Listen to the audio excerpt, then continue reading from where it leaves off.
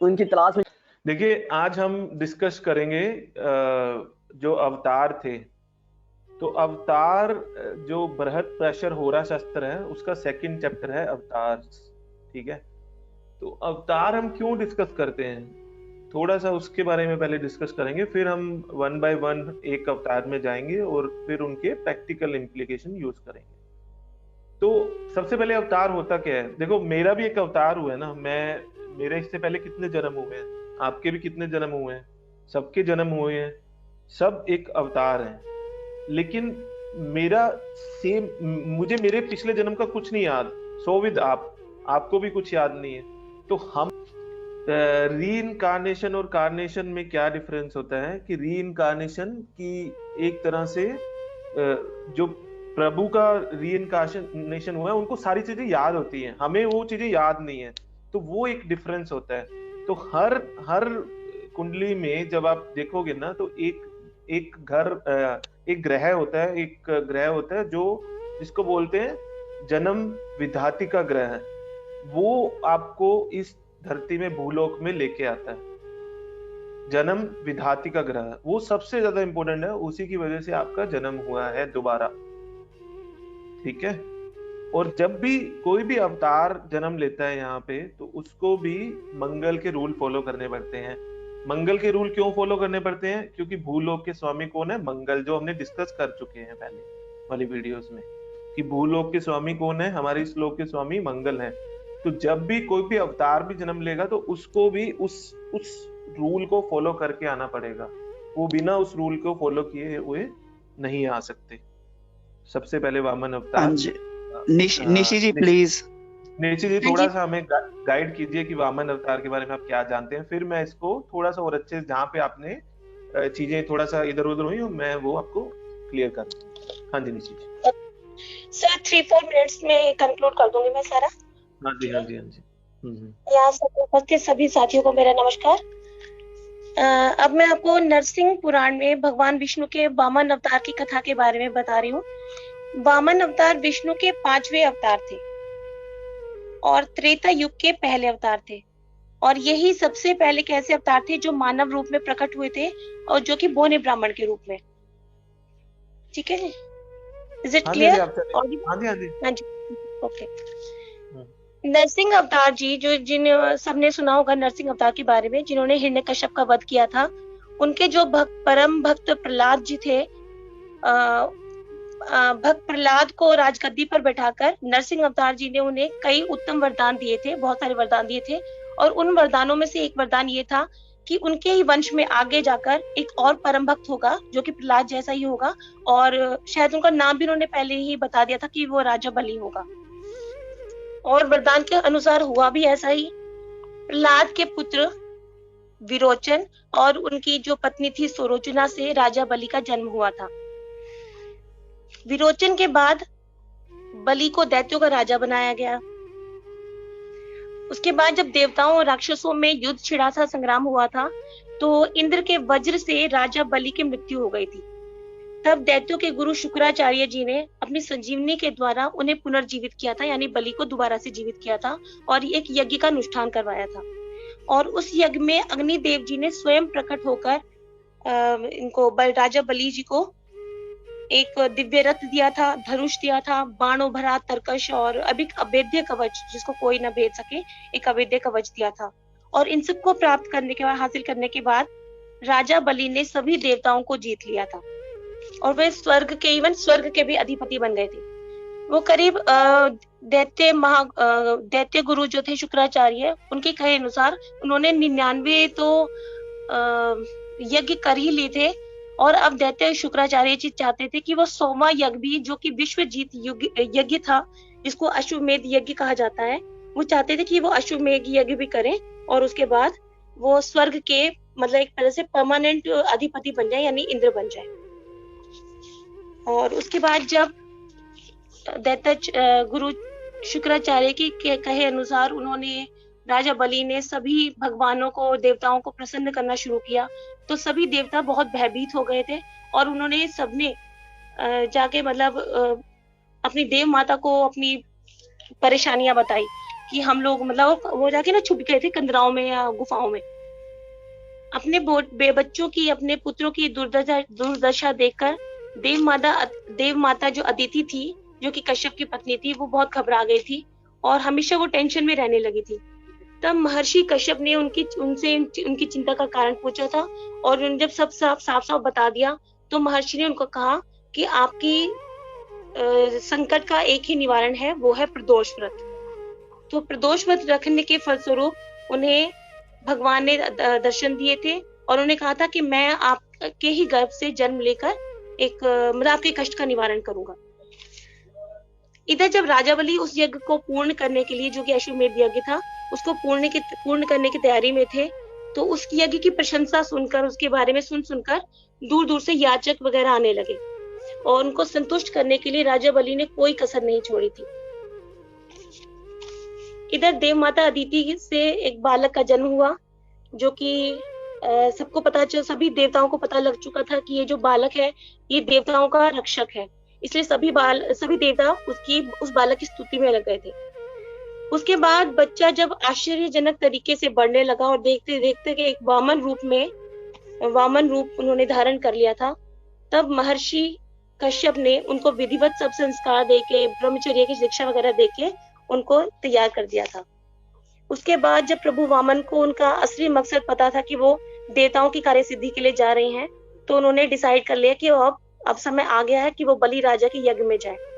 उसके बाद जब वो यज्ञशाला में, मतलब बलि राजा की यज्ञशाला में पहुंचे, तो जो वहां पर जो सभी ऋषि मुनि थे या महर्षि दैत्य गुरु शुक्राचार्य जी थे, वो उस प्रभु वामन के मुख के तेज को देखकर और उनकी प्रतिभा को जानकर बहुत ही मतलब विस्मित हो गए थे और उनकी क्या कहते हैं, कह रहे थे कि उनकी मतलब स्तुति कर रहे थे, उनको प्रणाम करने दौड़े थे और बड़े अच्छे तरीके से उन्होंने अतिथि सत्कार वगैरह किया।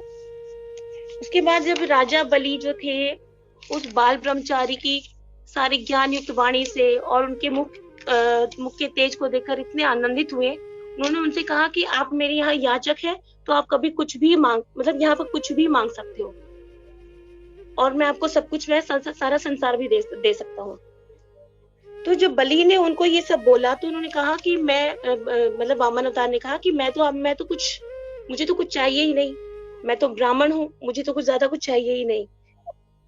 तो उन्होंने कहा लेकिन आप मेरे यहाँ पधारे हैं तो जरूर कुछ ना कुछ आपको चाहिए, तो प्लीज आप मुझे मतलब बताएं। उन्होंने कहा कि ठीक है, मुझे बलि अपने यज्ञशाला के लिए 3 पग जमीन दे दीजिए। तो उन्होंने उस समय राजा की, उनके कुल की, उनके जो पूर्वज थे प्रहलाद जी, विरोचन जी, उनकी प्रशंसा की, उनकी दानशीलता की प्रशंसा की और मतलब उन्होंने ये भी कहा कि लोभ जो है बहुत बुरी चीज होती है। ये सब कहते उन्होंने उनसे सिर्फ 3 पग जमीन मांगी और राजा बलि जब उनको संकल्प देने के लिए तैयार हो गए थे, मैं सर डिटेल में नहीं बताती सर, शॉर्ट में बिल्कुल, तो शुक्राचार्य जी को आइडिया लग चुका था कि ये कोई असाधारण ब्राह्मण नहीं है, वो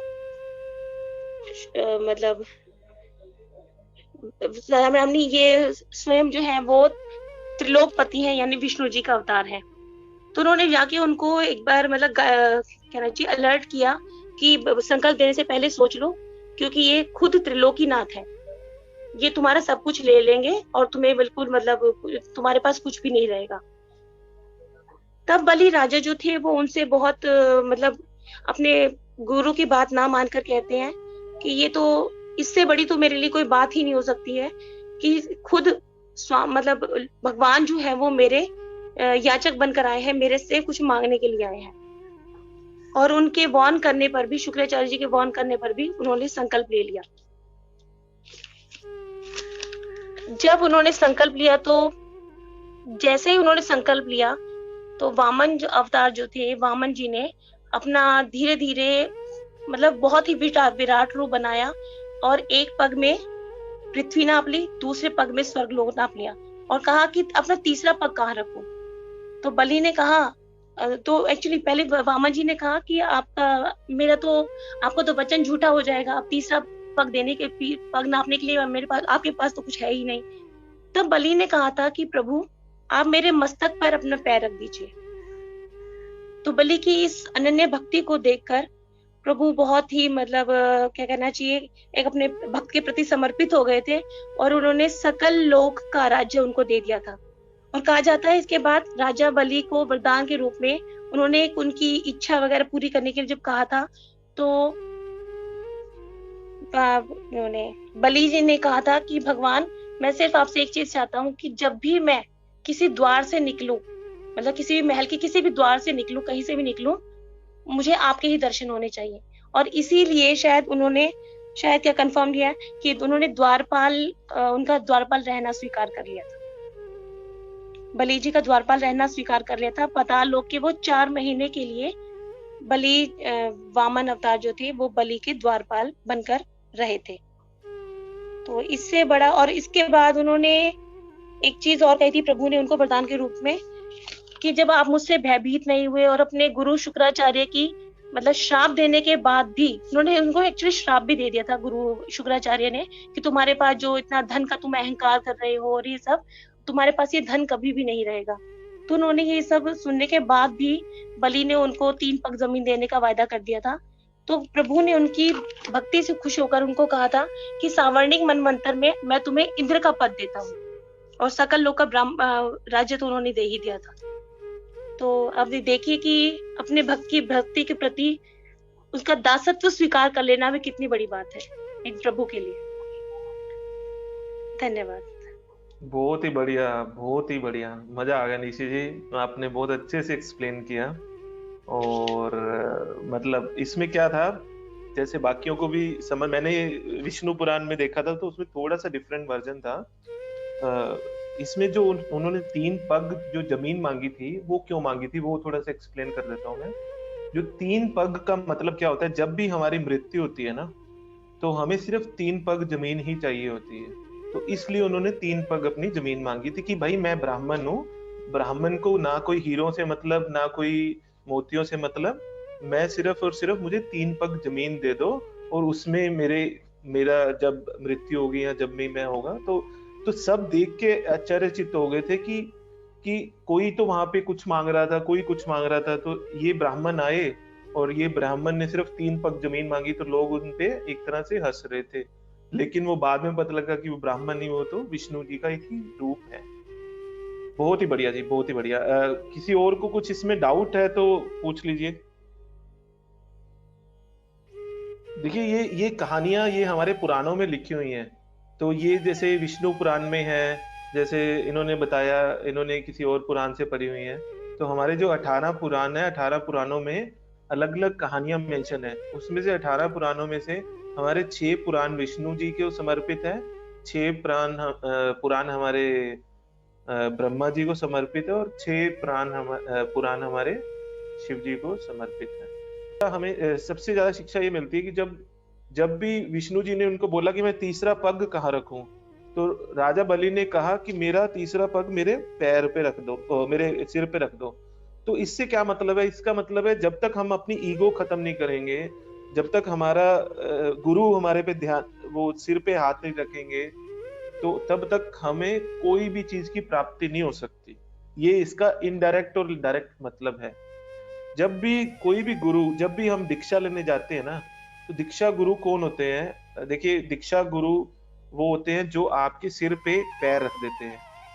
ये दीक्षा मंत्र का एक सबसे बड़ा उदाहरण है कि आप जो भी आप दीक्षक साधु देखोगे, वो वही साधु हैं जो जिनके सिर पे पैर रखा जाता है। उसका मतलब है कि मैं आपका शिष्य बन गया, और वो मैं जैसे वामन अवतार थे, वामन अवतार ने उन पे ऐसे पैर रखा, वैसे ही आप पे पैर रखा और आप मेरे गुरु बन गए, और मेरी सारा अहंकार खत्म हो गया, मेरी सारी ईगो खत्म हो गई, अब मैं संन्यास का रास्ता लेता हूँ। तो वो दीक्षा गुरु हमेशा सिर पे पैर रखते हैं। एक तो हमने ये सीखा। दूसरा हमने ये सीखा कि जो भी हम चीजें सीख रहे हैं वो गुरु की उससे बिना नहीं सीख सकते। मतलब वो हमने पहले भी डिस्कस कर लिया कि कारका ऑफ एस्ट्रोलॉजी भी गुरु ही है। अब गुरु को क्या माना गया? गुरु को धी शक्ति माना गया है। धी शक्ति मतलब जो भी एक तरह से आपकी विजडम है वो आपकी धी शक्ति है। तो धी शक्ति चार तरह की शक्ति है गुरु में। एक तो है बुद्धि। बुद्धि का मतलब होता है जब हम बुद्ध अवतार करेंगे तो बुद्धि का डिस्कशन करेंगे, उस टाइम करेंगे।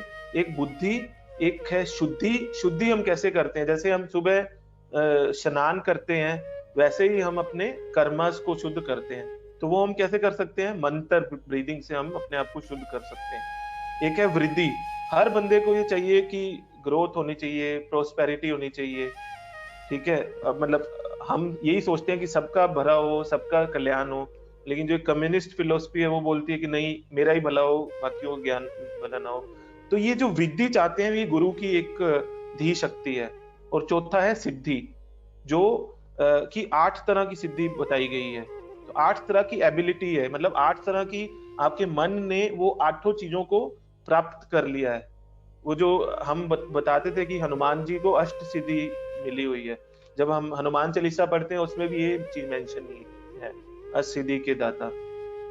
तो ये जो धी शक्ति है, ये चारों शक्तियां गुरु से ही आती हैं, बुद्धि, शुद्धि, वृद्धि और सिद्धि।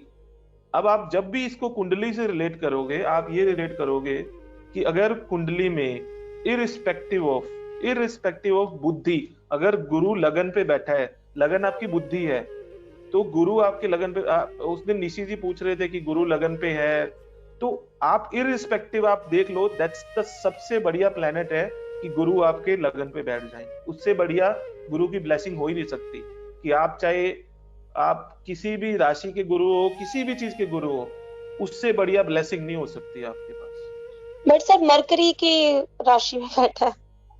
मैं बोल रहा हूँ किसी भी राशि में बैठा हो, किसी भी राशि में बैठे हो, उससे बढ़िया ब्लेसिंग नहीं हो सकती। आप उसको बोल रहे थे ये करेंगे वो करेंगे, भूल जाओ, वो मैं आपको बाद में कभी डिस्कस करूंगा। उससे बढ़िया ब्लेसिंग नहीं हो सकती। तो बुद्धि उसी से आती है, शुद्धि भी उसी से आती है, वृद्धि भी उसी से आती है और सिद्धि भी उसी से आती है। तो ये चार जो धी शक्तियां हैं, ये हमें चारों गुरु से मिलती हैं। ठीक है जी, क्लियर हो गया ये चारों धी शक्तियां। ये मैंने सिद्धि की चारों सारी सिद्धियां लिखी हुई हैं। सिद्धियों में क्या होता है, जैसे कोई आप छोटा रूप बना सकते हो, अपना बड़ा रूप बना सकते हो, और आप अपनी टाइम और स्पेस, जो मैंने लिखा है समाधि, आत्मा सिद्धि आप करते हो, टाइम और स्पेस में चले जाते हो। तो ये सिद्धियों का रूप है। इसीलिए सारी चीजें आपका, जब मैंने बेसिक क्लियर कर दिया ना, अब आपको सारी चीजें ये लगेंगी कि यार ये तो मतलब हाँ वहां से रिलेटेड है, वहां से रिलेटेड है। अब देखो जैसे पंच तत्व सिद्धि, जैसे पंच तत्व मैंने वो भी पढ़ाना था लेकिन वो पहले ये कर दिया।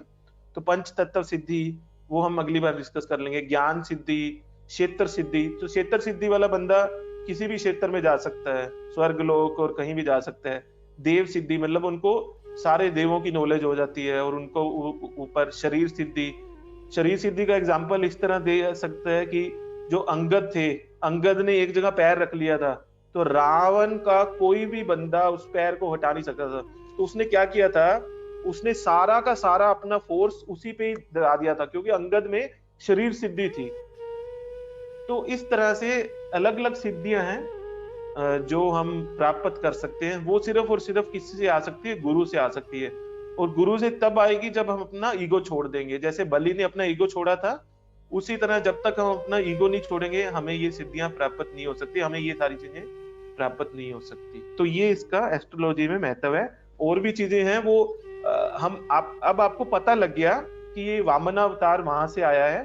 तो जब हम कोई भी प्रैक्टिकल इम्प्लीकेशन करेंगे ना आने वाली क्लासों में, तो अब हम इसको रिलेट